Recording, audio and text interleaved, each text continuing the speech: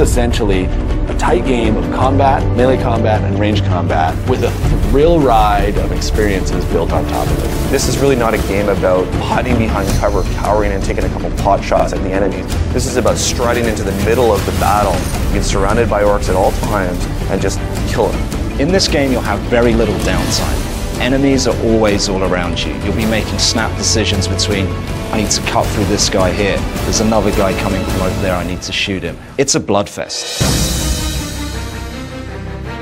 The combat system in Space Marine is a unique system. You take a look at the Space Marine again, he's huge, he's big, he's powerful, but he's not limited to one form of combat over another. He's a master of all combat. The whole basis of achieving this combat system is the animation engine. It's the ability to transition between two different animations and make them blend seamlessly. In animation, we're accountable to every movement that the Space Marine does, that the player does, that the enemies do. Everything has to connect and be choreographed in a way that's fluid and connected. Our camera system is very versatile in the ability to switch from range combat to melee combat and back again in a very short amount of time. That combination of the really sort of up-close and personal melee combat that we have in our game, combined with the devastating range weapons we have, creates this very unique combat experience that you've never played before.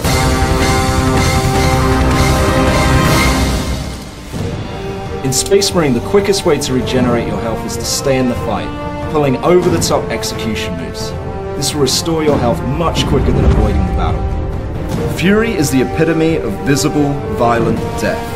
The more violent you are, the more fury you get. This allows the player to control the battle using ranged or close combat moves.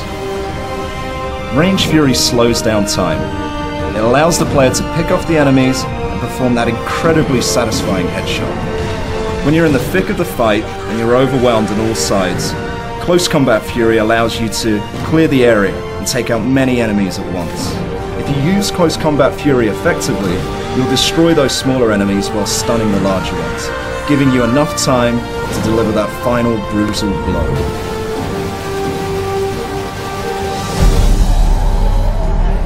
The weapons in 40,000 IP as a whole are pretty much an order of magnitude greater than anything we have or have even conceived.